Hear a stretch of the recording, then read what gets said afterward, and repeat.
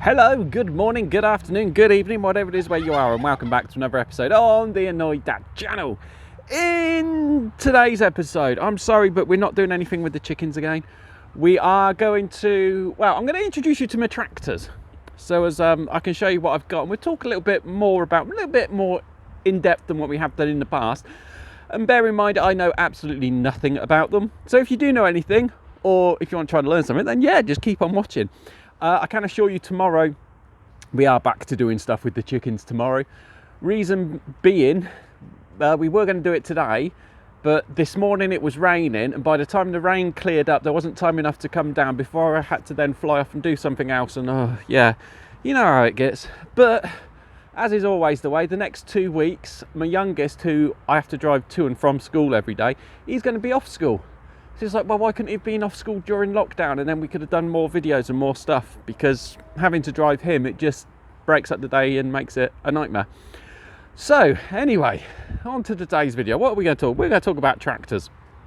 So on the farm down here, we have got 3 tractors. I did and ah about doing this. It was asked by one of my regular viewers in the comments if I would do one on the tractors. I did and ah it, and then I thought, no, we can do it, because nobody's going to want to come down here to try to nick them, because 1, they don't move, and 2, you can't get them out. Well, one of them moves, but you wouldn't be able to get it out. So yeah, so I don't mind doing it on the tractors. So first up, this one here, this is what's called a Fordson Dexta. As far as I understand it, it's basically a Ford, and it's blue, as you can see. It was made in 1958. And it still runs. It's the tractor I use the most just to do little bits and pieces. It isn't running at the minute, and that is the truth. But it's got what's called the 3-point linkage on the back there. So you can link off that piece to that piece, and that then goes up, and there's another piece that connects into this bar here at the top. And these 2 bars here, either side, they go up and down. So you're able to lift stuff up and down. And then in the middle there, this piece here, this piece actually spins around, and this is what's called the PTO, the power take-off. And from that is where you're able to connect stuff like your lawn mowers.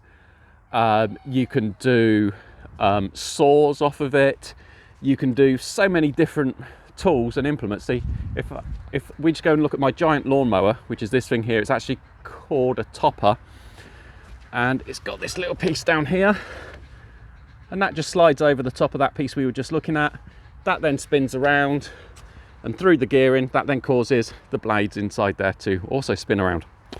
So as I said, this tractor was made in 1958, and it's been played about with by various people. Over the years, various different owners have obviously changed things. So things like in here, there should be what's called a proof meter.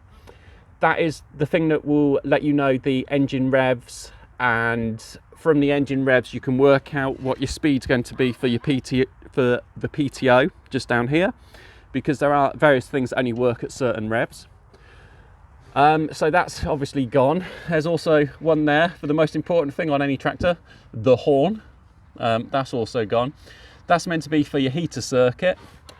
That one there, you actually pull it to stop it. It isn't like a car. There is a keyhole, and you do need a key, but it isn't done on the key like a car is. You actually start it by pressing down that lever there, and that engages your starter motor. See, because as you can see, there's nothing happening at the minute. And then up there, there's a water temperature gauge. That doesn't work. There's meant to be 2 lights, but there's only one in there that works. And this lever here is actually your throttle, so that controls how fast your engine is going. It does need a heck of a lot of work doing to it, like seriously a lot of work doing to it. It's got oil leaks in various places. There are various bits that work on a Wednesday and a Friday one week, and then they'll just work on the Monday and the Tuesday of the next week, and the week after you haven't got a clue whether or not they will actually work or not. So but yeah, she's an old girl, but she's still going for it, so I can't grumble. It has been a great help. There are a few other little added on bits and pieces that I would like to have with it, But over the years, you know, we'll just build up to them and we'll get there in the end. But it's got nice big wheels on it as well. I like the big wheels. It's a small tractor, but it's big enough for what we need here. Like, we've only got the 4 acres here. We don't need anything bigger. If we went up one, I think it's called the Major, is the one up from this. That would be a bit too big, I think. But that, yep, that's fine. That's perfect. So that is the Fordson Dexta, 1958. And then the next one is this one here. This one's been in loads of videos. It's just been stood here the whole time ever since we brought the farm. This is a International Harvester. That's the name of the tractor. I believe it's a 62, I believe. I can't be 100% sure, but I believe it's a 1962. And if you see tractors about today, you might have seen some tractors that are called Case, C-A-S-E.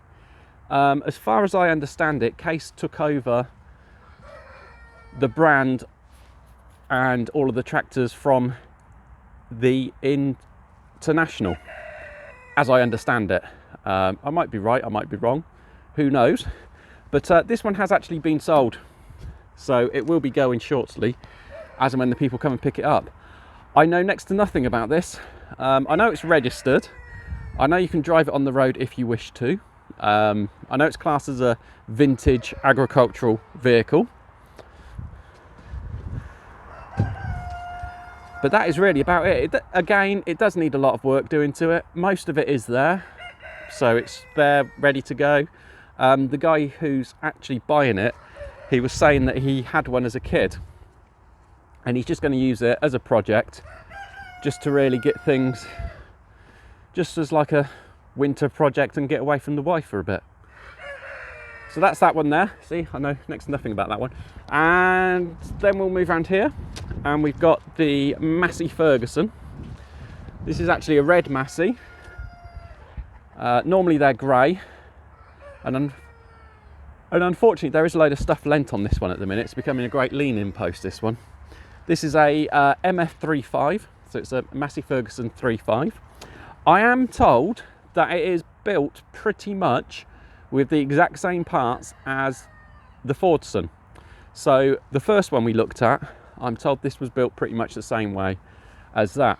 And you can see, again, it just needs so much work doing to it. It is just old and rusty. This one has got the scoop on the front of it, and you just pull the lever there and the hydraulics kick in and the scoop goes off. This one again is road registered. It's got its own number plate there, look, see, it's got the old styly number plates. Road registered, road legal. And that thing just in the middle there, that obviously isn't working. You can see it's just that wet and nasty, but that is what is missing off of the Fordson. That's that big round hole that we had in the middle. But you can see at the back of it, if you ignore the other stuff, so, you know, ignore these bits and those bits lent against it, but the main bulk of it looks pretty much exactly the same as the back of the Fordson, because they are built on the same parts. So that means that even though they're old tractors, like this one here is also a 1958, so even though they're old tractors, there are still plenty of parts about for them, because there's still lots of them going and lots of them are still being used. Now, one of the main differences I have spotted between this one and the Fordson is that although this one has got the scoop on it, we do have the bit just down there. If you see that bar coming across there and the bars going off at the back, where the wheelbarrow is basically sat in the middle of, that is the bit for the scoop to do the Fordson. But if we come down here, you can see that just below the PTO there is actually the ball pickup, and that is the bit you would use for like your trailers and other bits and pieces like that. But we don't have that on the Fordson for some unknown reason. So that's that tractor, and then we'll move on to the minis. We may as well do the mini tractors, hadn't we? We've got over here the wheel horse. This is a 1972, I believe, wheel horse. Non-runner, it's a project. we'll get onto it at some point. And then we've got the Murray lawnmowers, again, projects that we will get onto at some point. Like you can see how it's all in parts and bits and everything else like that. Oh dear. So yeah, that's just my tractors. Just a brief, quick little video. See if you guys like tractors more than you like the geese having their wings clipped.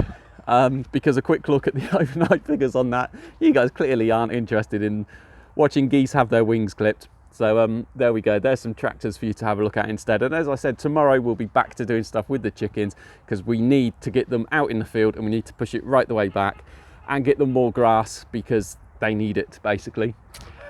So yeah, thank you so much for watching. If you have not already done so, please do hit that subscribe button, hit the like button, leave us a comment down in the comment section below, even if you just put thanks. Thanks, Jabid.